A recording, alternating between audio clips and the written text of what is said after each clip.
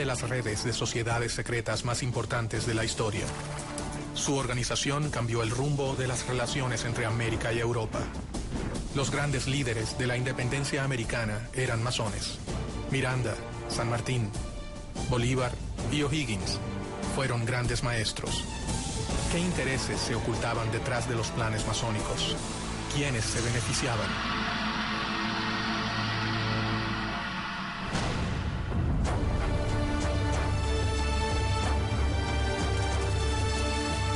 En las cortes europeas, para mediados del 1700, las ideas de libertad e igualdad habían ingresado gracias a los sigilosos planes de las sociedades secretas. Y sus miembros debían moverse con mucho cuidado para sobrevivir. Habían sido víctimas de crueles persecuciones en Europa. La masonería ha sido objeto de persecuciones extraordinarias. Y sin duda alguna, la forma logial de organizarse se presta para que este tipo de institución haya sido vista con recelo. Dentro del trono, el hombre de mayor confianza del rey Carlos III era masón. El conde de Aranda había logrado que sus ideas influenciaran a la corona, pero si era descubierto, perdería, además de sus cargos, su vida.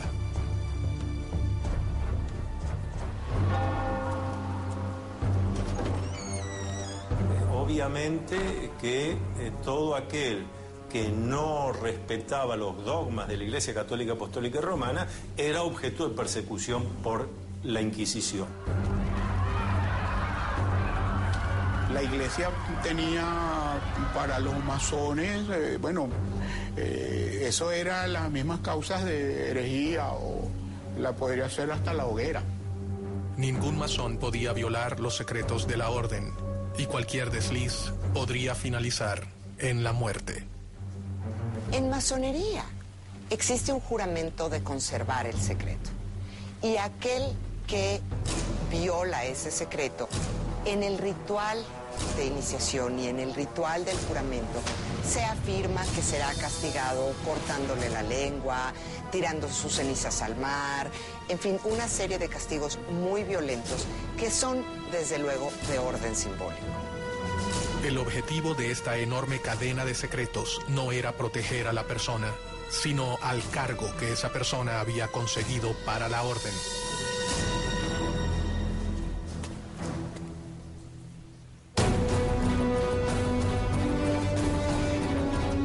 Bajo un gran secreto, el conde comenzó una lucha contra los poderes tradicionales.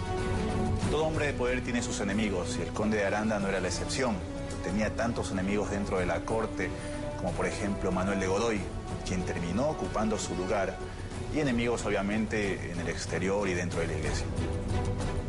En medio de aquellos cambios, comenzó a firmar resoluciones que atacaban directamente a su enemigo más poderoso, la iglesia. Una de las principales reformas borbónicas es limitar el poder de la Iglesia Católica en los territorios americanos y en la misma península. Por consiguiente, el conde de Aranda y muchos otros miembros de la corte y el rey Carlos III deciden hacer una serie de reformas como expulsar a los jesuitas de España y expulsar a los jesuitas de los territorios americanos españoles, de las colonias españolas, para limitar el poder de la Iglesia Católica. América era un lugar lejano y complejo. Allí se mezclaban los poderes otorgados a los virreyes con el poder de la Iglesia y las fuerzas extranjeras que buscaban beneficiarse, y los poderes que diferentes órdenes religiosas habían instaurado en el nuevo continente, especialmente los jesuitas. Ellos habían fundado ciudades, misiones y universidades, un gran ejército que respondería ante la voz de los seguidores de San Ignacio de Loyola. Aranda era un tipo brillante y él sabía, estaba consciente de las dificultades que implicaba gobernar territorios tan vastos como eran los territorios americanos y tan diversos desde la península. El conde de Aranda debía debilitar a sus oponentes si quería reducir el riesgo que corrían las logias. Y comenzó a pergeñar un plan secreto. Piensa que la mejor opción es dividir a América en 3 reinos independientes, gobernados por un miembro de la familia reinante, de preferencia por un hijo del rey, e implantar estos reinos independientes con una relación directa con España. Esto era para tener una relación más fluida con respecto al comercio y para que las decisiones no tardaran meses en llegar, o inclusive años. ¿Cuáles eran los verdaderos planes de Aranda? ¿Fortalecer a un imperio español o liberar a América para que pudiera comerciar libremente con Inglaterra? Los principales agentes de la época eran ingleses o franceses. Por tanto, aprovecharse de la posición de poder a fin de alcanzar el objetivo no era para nada descabellado. Fueran cuales fueran las verdaderas intenciones del conde de Aranda, sus ideas tenían fuertes detractores. Debía minar el poder de sus adversarios para que sus planes pudieran concretarse.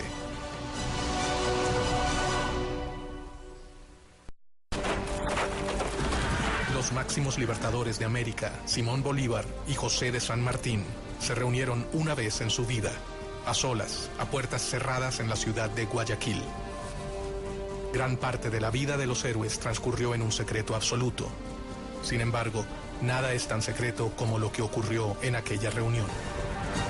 Se supone que discutieron los planes finales para la derrota de los españoles. ¿Cuál es la verdad sobre el rol de las sociedades secretas en la historia de la independencia de Latinoamérica? América no se hubiera independizado, sea la del norte, sea la central, sea la del sur, si la masonería no hubiera intervenido.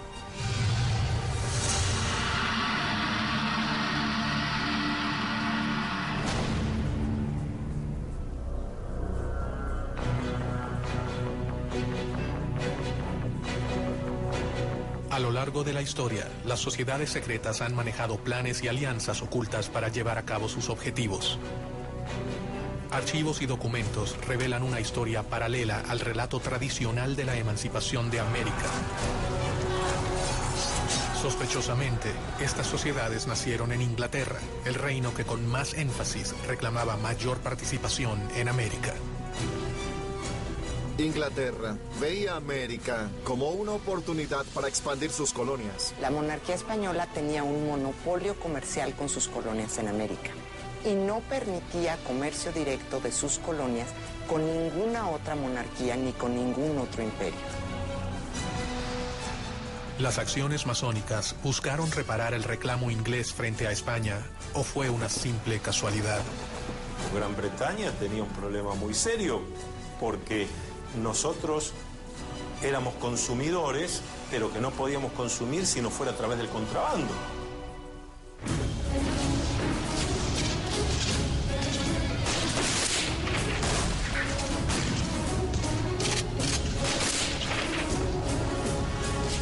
Después de la guerra napoleónica, después de Waterloo, la economía inglesa está en una depresión y una recesión terrible, con altos niveles de desempleo, mucha disatisfacción, demostraciones populares, etc. Y la industria está como parada. Entonces, para Inglaterra, los puertos de las colonias españolas son extremadamente importantes.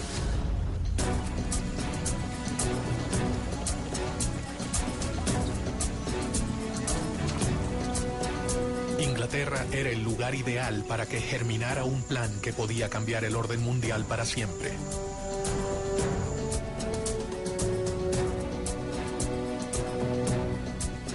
En este contexto, un venezolano conspiró contra el orden establecido. Francisco de Miranda. Miranda se va a convertir prácticamente en el americano más universal de su tiempo, en el criollo de mayor visión universal y de mayor preparación.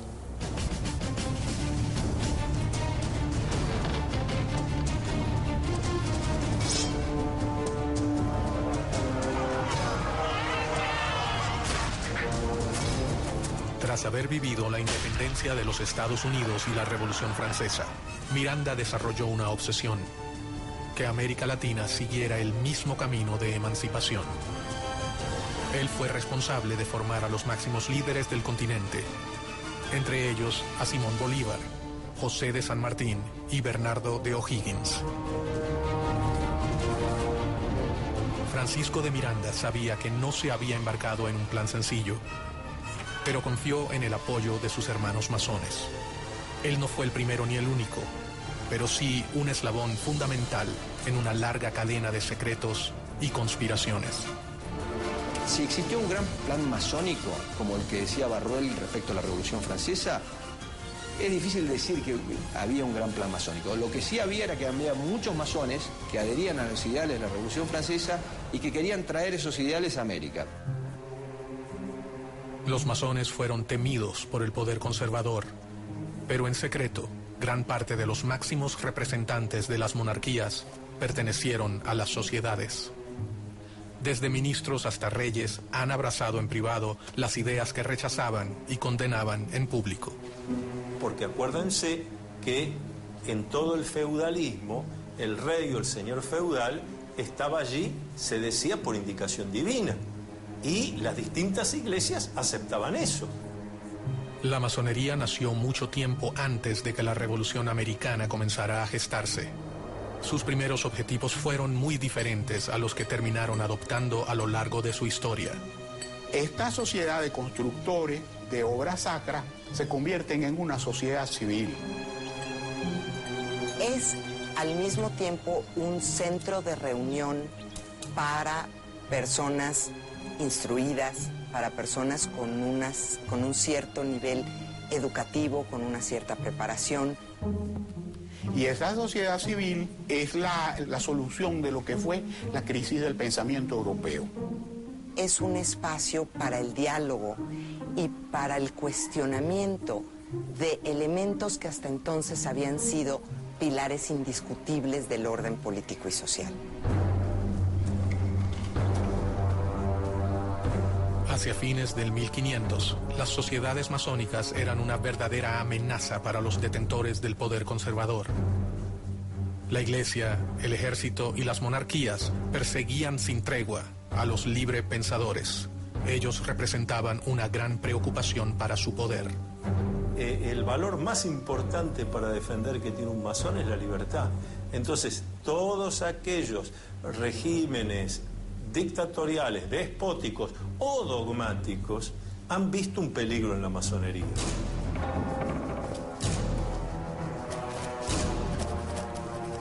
Clandestinamente, sin revelar sus verdaderas intenciones, los masones comenzaron a escalar posiciones en las estructuras tradicionales de poder. Los personajes políticos más importantes que se unen en la masonería lo hacen generando una especie de clientela política dentro de los masones y al mismo tiempo tratando de descubrir toda esta parte secreta, atractiva, interesante que proporciona la masonería. Fue en Inglaterra en donde las logias comenzaron a afianzarse en el poder, de la mano del rey Guillermo III. La masonería inglesa es una masonería simbólica, tiene solo 3 grados. Y los masones ingleses son hombres honorables, que no conspiran ni contra la religión ni contra el rey.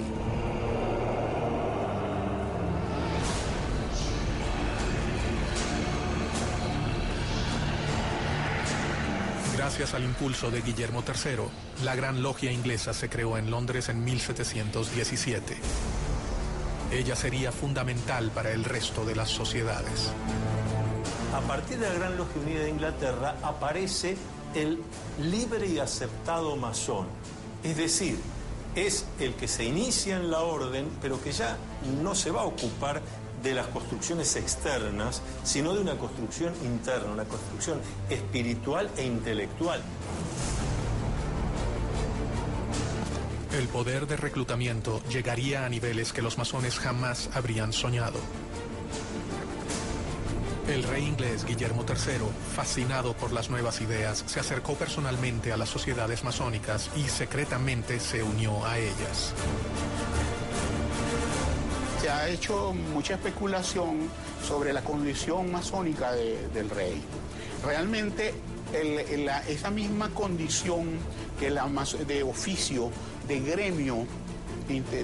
gremio artesanal que tenía la masonería operativa, se lleva al campo profesional de los ejércitos.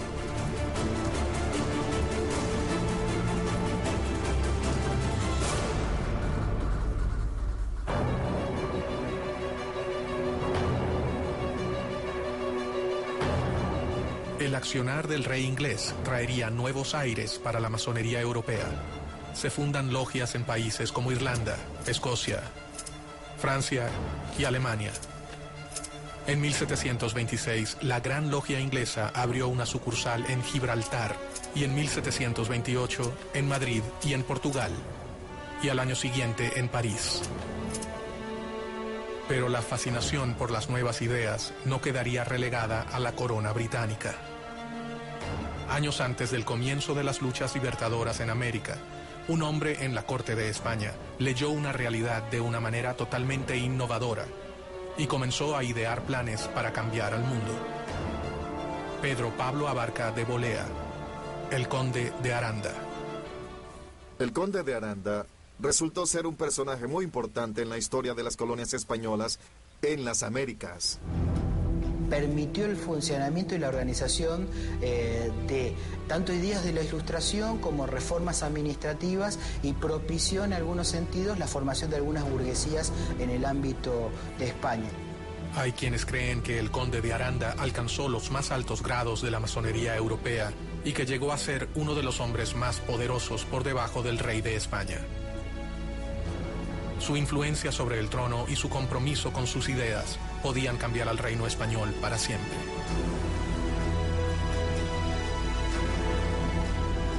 Con su consejo, es probable que hasta el propio rey Carlos III haya formado parte de la masonería española. Carlos III es el monarca que decide implantar lo que se conoce en la historia española como las reformas borbónicas. Las reformas que impulsó Carlos III afectaron a las colonias en cuanto a su administración, a la división geográfica y al rol que cumplía la Iglesia en aquella época. Una de las principales reformas borbónicas es limitar el poder de la Iglesia Católica en los territorios americanos y en la misma península. Si realmente existió un plan para que Inglaterra ganara ventaja en América, con la masonería implantada en la corte española, este acababa de comenzar. Un rey podía ser la pieza fundamental para acabar con el reino ibérico.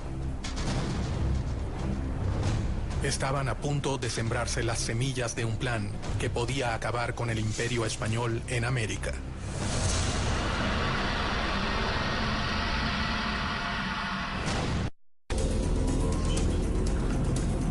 Los jesuitas habían creado una red de misiones y universidades en América que les confería un lugar privilegiado dentro del Nuevo Mundo. Los jesuitas, la Orden, la Compañía de Jesús, ha formado históricamente una organización dentro de la Iglesia Católica que se ha distinguido por algunos principios.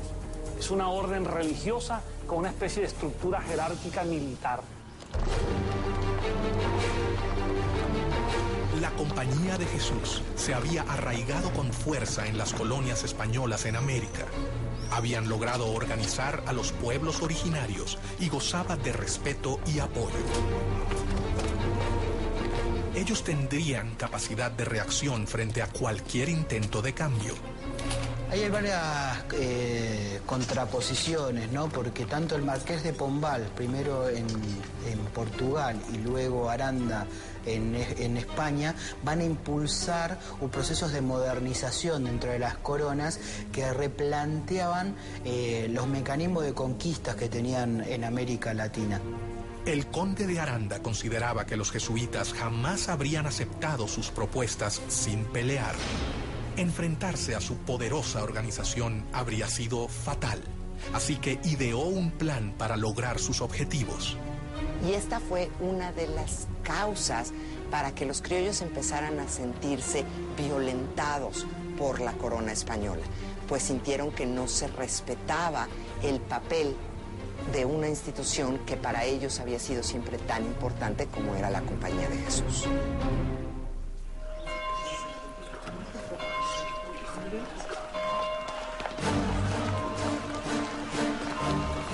La expulsión de los jesuitas fue una de las obras masónicas más decisivas y mejor orquestadas de la historia. Un hecho que terminaría colaborando directamente con la independencia de las colonias americanas. ¿Cómo hacen para la expulsión de los jesuitas? Fue un plan coordinado de una manera extraordinaria. Ellos mandaron a todos los lugares donde había una congregación jesuita y asignaron la fecha para abrir los sobres. El conde de Aranda, gestor de esta acción, asestaba así un certero golpe al corazón de la iglesia. El plan que comenzaba a delinearse acabaría con el poderío del reino español.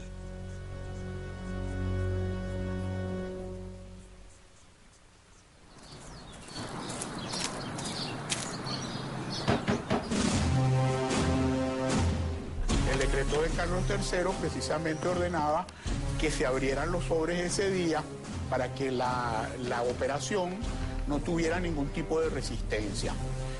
Al decreto de decir se abren los sobres, entonces esa era la gran noticia, y la gran noticia era que iban a ser expulsados de América todos los jesuitas. Pero en el momento que abrieron los sobres, esa fecha que se abrieron los sobres en toda América, en 24 horas estaban montados los jesuitas en los barcos y salían con destino al otro lado del Atlántico. Aranda había sentado las bases para terminar con las colonias españolas en América. Sin embargo, él nunca se imaginó que su plan se pudiera volver contra su propio reino. O si lo sabía y todo fue un plan británico para poder obtener ventajas en las colonias americanas.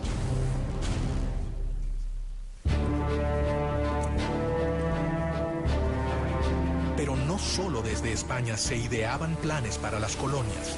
Inglaterra había enviado a sus posesiones en América a un importante masón que también tenía sus planes para el nuevo continente, Edward Trelawney. Él fue el gobernador británico de Jamaica entre 1738 y 1750 aproximadamente. A partir de 1739, en la isla de Jamaica, se instaló la primera filial de la Gran Logia de Inglaterra, una de las primeras al sur de Norteamérica. La masonería llegó a América desde fechas muy tempranas. Llegó primeramente a Estados Unidos. En 730 la trajo Benjamin Franklin a las 13 colonias americanas y se extendió bastante en las colonias norteamericanas. Posteriormente arribó a mediados del siglo XVIII a algunas de las colonias inglesas, especialmente a Jamaica. De la mano de muchos ingleses como Trelawney, las sociedades arribaron a América y desde allí dieron inicio a sus objetivos. La masonería estaba fortalecida en Inglaterra, así que Londres sería el lugar perfecto para ejecutar cualquier tipo de conspiración que los favoreciera. Inglaterra nunca ha tenido en política exterior razones idealistas. Inglaterra ha tenido siempre intereses. Después de la independencia de sus colonias americanas, Inglaterra ve necesaria la exploración de nuevos horizontes. Trelawney tenía un plan que elaboró detalladamente durante los 15 años que gobernó la isla.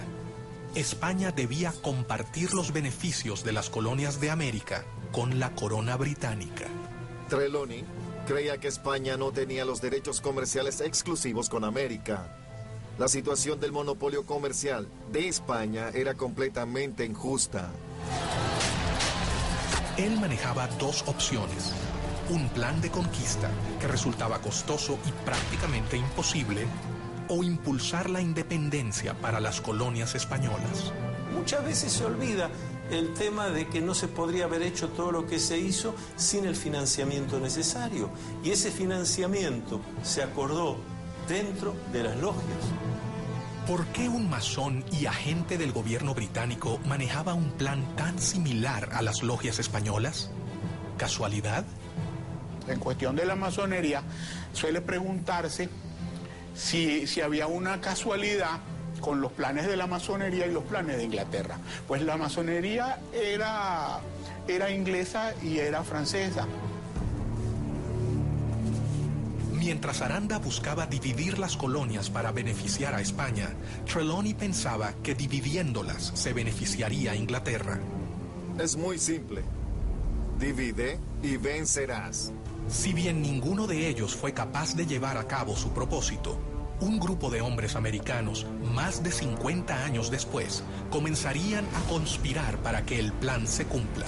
El poder no está en un iluminado porque Dios así lo quiso, sino que el poder está en el pueblo porque Dios así lo quiso.